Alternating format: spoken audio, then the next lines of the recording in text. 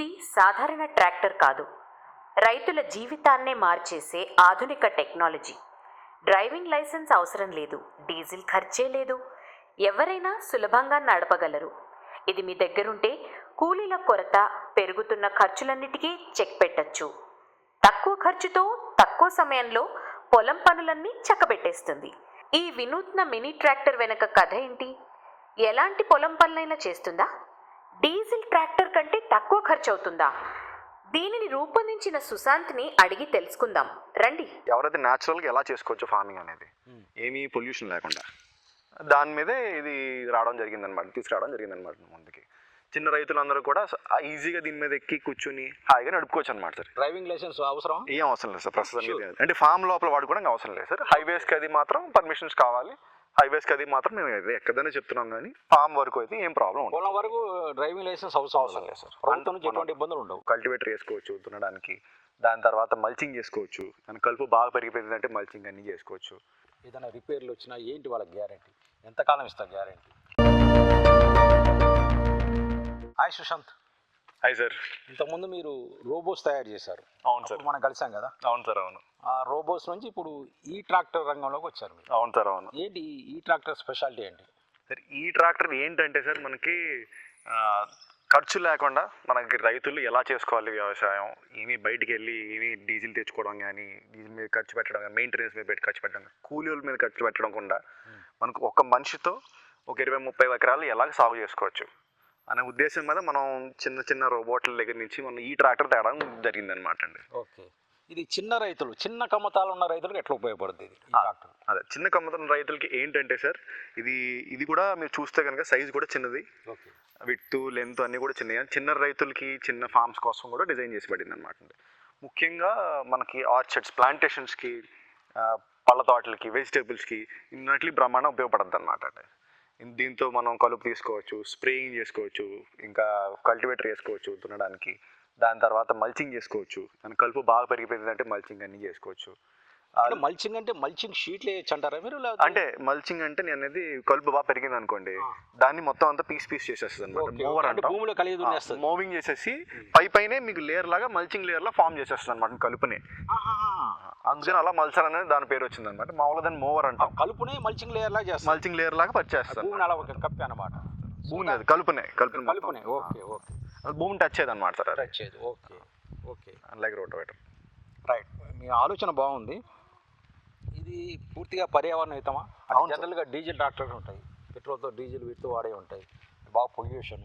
మీకు తెలుసు కదా, వ్యవసాయంలో ఈ క్లైమేట్ చేంజ్ అనేది పూర్తిగా వ్యవసాయం ధ్వంసం చేస్తుంది. అవును సార్. అవును. అంటే క్లైమేట్ చేంజ్ అంటే ఒకటి వాతావరణంలో ఏంటంటే మనం వ్యవసాయంలో వాడే టెక్నాలజీ వల్ల కూడా పొల్యూషన్ బాగా పెరుగుతుంది. ముఖ్యంగా ట్రాక్టర్లు కానీ, ప్లాస్టిక్ కానీ, అదొక పెద్ద సబ్జెక్ట్. సో మీరు పర్యావరణ హితంగా అంటే ఆ పొల్యూషన్ తగ్గించడానికి మీరు ఈ ట్రాక్టర్ ఎట్లా ఉపయోగపడుతుంది? ఈ రోజుల్లో కూలీలతో చేయిందామంటే కూలీలు అయితే దొరకట్లేదు సార్. ఎందుకు, అది కూడా డీజిల్ లేకుండా చేయించవచ్చు, కానీ కూలి వాళ్ళతో మాత్రం పని అయితే జరగట్లేదు సార్. దొరకట్లేదు. ఎవరి వాళ్ళ ఖర్చు కూడా చాలా బాగా పెరిగిపోయినాయి. అదే ట్రాక్టర్ని తీసుకుంటే కనుక, డీజిల్ ట్రాక్టర్ని తీసుకుంటే ఇప్పుడు దానివల్ల ఏమవుతుందంటే ఖర్చు ఒక 50% కూలీలతో కనుక తగ్గింది. కాకపోతే దానికి మళ్ళీ పొల్యూషను, దాని మెయింటెనెన్స్లు ఇవన్నీ కూడా భారం అయిపోయినాయి అనమాట ఈ రోజుల్లో. Okay okay. ఇప్పుడు మన ట్రాక్టర్తో పోల్చుకుంటే ఏంటంటే దీనికి మళ్ళీ బ్యాక్ టు రూట్స్ అనమాట అండి. కూలీ వాళ్ళు అవసరం లేకుండా, డీజిల్ అవసరం లేకుండా, మళ్ళీ ఎవరైతే న్యాచురల్గా ఎలా చేసుకోవచ్చు ఫార్మింగ్ అనేది, ఏమీ పొల్యూషన్ లేకుండా, దాని మీదే ఇది తీసుకురావడం జరిగిందనమాట ముందుకి. చిన్న రైతులందరూ కూడా ఈజీగా దీని మీద ఎక్కి కూర్చుని హాయిగా నడుపుకోవచ్చు అనమాట సార్. ఎవరైనా దీన్ని వాడచ్చు ఈజీగా. ఎవరైనా వాడచ్చు, చిన్నపిల్లల దగ్గర నుంచి ఆడవాళ్ళు కూడా నడుపుకోవచ్చు అనమాట. క్లచ్ లేదు. కూడా ఏమైనా డ్రైవింగ్ లైసెన్స్ అవసరం? ఏం అవసరం లేదు సార్ ప్రస్తుతం. అంటే ఫామ్ లోపల వాడుకోవడానికి అవసరం లేదు సార్. హైవేస్కి అది మాత్రం పర్మిషన్స్ కావాలి. హైవేస్కి అది మాత్రం మేము ఎక్కడైనా చెప్తున్నాం, కానీ ఫామ్ వరకు అయితే ఏం ప్రాబ్లం ఉండదు. పొలం వరకు డ్రైవింగ్ లైసెన్స్ అవసరం లేదు సార్. ప్రభుత్వం నుంచి ఎటువంటి ఇబ్బందులు ఉండవు. ఇబ్బంది ఏమి ఉండదు. ఎవరైనా చేసుకోవచ్చు అన్నమాట. ముఖ్యంగా ఈ ట్రాక్టర్తో, ఈ ఎలక్ట్రానిక్ ట్రాక్టర్ ఫామ్ సాధ్యం నుంచి వచ్చింది కదా, దీన్ని ఎప్పుడు మొదలు పెట్టారు, ఎప్పుడు స్టార్ట్ చేస్తారు, ఎప్పుడు దీన్ని కంప్లీట్ చేస్తారు సార్? ఇంచుమించు మా కంపెనీ అయితే స్థాపించి 2020లో స్థాపించాం సార్. 2020లో స్థాపించి మనం అక్కడ నల్లజర్ల వెస్ట్ గోదావరి డిస్ట్రిక్ట్లో స్థాపించాం అనమాట. మా తాతగారి కోసం స్టార్ట్ చేశాను అక్కడ. అయితే అక్కడ చిన్న రోబోట్స్ చిన్న ఎలా చేయాలి, ఫార్మర్స్కి ఎలా అందుబాటులో తీసుకురావాలి, ఎలక్ట్రిక్ చిన్న రోబోట్స్ స్టార్ట్ చేసాం. అయితే అవి మల్టిపుల్ ఎప్పుడైతే ఫార్మ్ అయితే తీసుకెళ్తాం, చాలా రకాల ఇటరేషన్స్ చేస్తూ తీసుకొచ్చాం అనమాట. అందరూ ఏం అడిగారంటే చివరికి వచ్చేసరికి మాకు కూర్చుని నడిపేది కావాలి, లేదా ఆటోమేటిక్ ఇవ్వండి అన్నారు. రిమోట్ పెట్టి చిన్నదైతే మనకు సరిపోవట్లేదు, ఖర్చు దానివల్ల ఏమీ పెద్ద ఆదాయం లేదనేసరికి మేమేం చేసామంటే సరే ట్రాక్టర్ లాంటిది ఇస్తాం మీకు, ఖర్చు లేకుండా నడిపగలరు అనేది ఒక యంత్రం ఇచ్చేస్తాం మీకు అని చెప్పి ఎలక్ట్రిక్ ట్రాక్టర్ అనేది తీసుకురావడం జరిగింది అనమాట. ఓకే, ఇది 6 months ఓల్డ్ లాంచ్ సార్. ఇది 6 నెలల క్రితమే దీన్ని కంప్లీట్ చేసాం. 1 year నుంచి R&D చేసి 6 months నుంచి లాంచ్ చేసి ఇప్పుడు ఇక్కడ ఉన్న మన రైతు కిరణ్ గారికి ఇవ్వడం జరిగింది అనమాట అండి. ఫస్ట్ సెట్ ఆఫ్ కిరణ్ గారు ఇంకో 3-4 అందరూ కలిపి కొన్నారు మన దగ్గర తీసుకుని వాడుతున్నారు అనమాట. ఒక 4-5 months నుంచి వాడుతున్నారు. వాళ్ళ చాలా మంచి ఫీడ్బ్యాక్ రావడం వల్ల మనం దీన్ని ఇప్పుడు మార్కెట్లోకి లాంచ్ చేస్తున్నాం అనమాట అండి. ఇప్పుడు ఈ రైతులు తీసుకుంటే వాళ్ళకి మీరు ఎటువంటి గ్యారంటీ ఇస్తారు? ఏదైనా రిపేర్లు వచ్చినా ఏంటి వాళ్ళకి గ్యారంటీ? ఎంతకాలం ఇస్తారు గ్యారంటీ?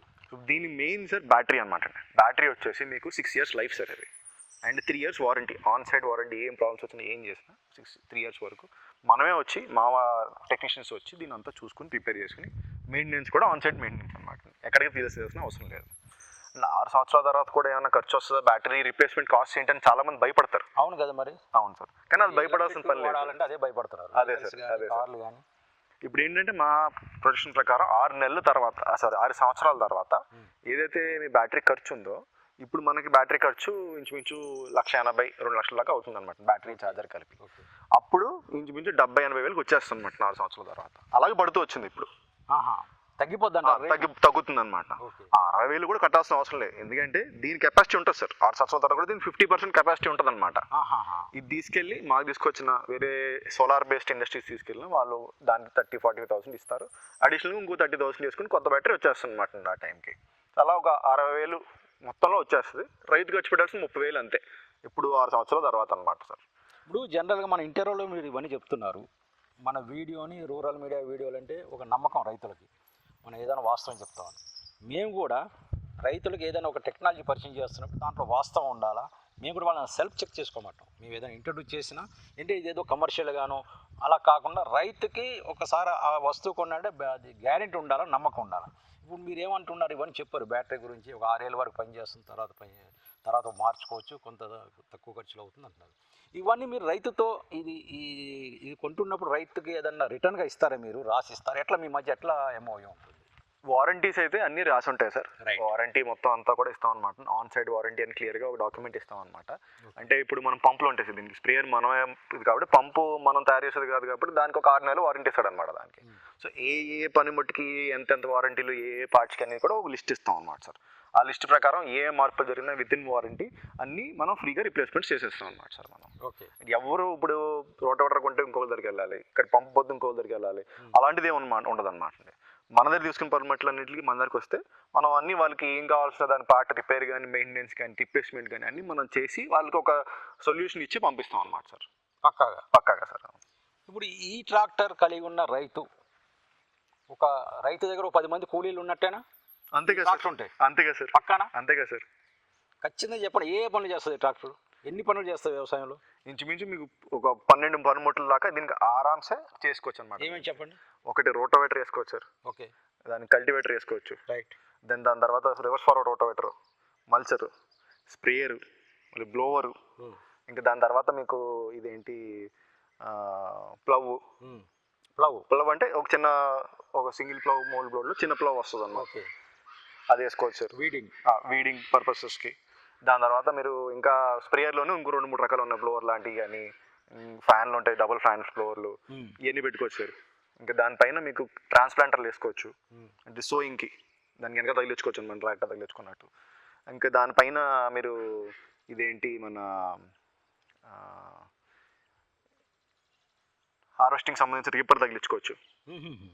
మన రీపర్స్ ఉంటాయి చూసారు, హార్వెస్టింగ్ రివర్స్లో నడుపుకోవాలన్నమాట, దీన్ని రివర్స్లో నడపాలన్నమాట సార్.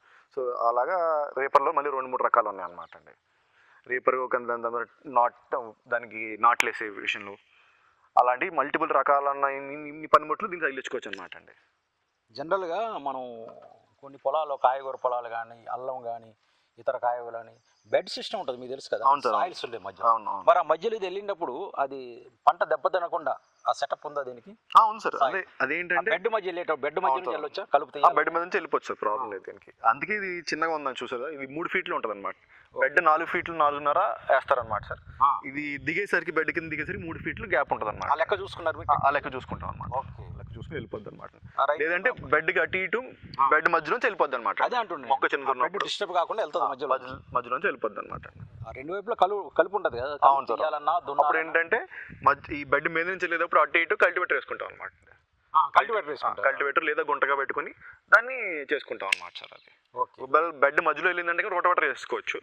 లేదు బెడ్ కింద నుంచి వెళ్తుంది అనుకోండి, లేదా బెడ్ పై నుంచి వెళ్తుంటే కనుక కల్టివేటర్ వేసుకుని దాని మధ్యలో కలుపు తీసుకోవచ్చు అనమాట సార్.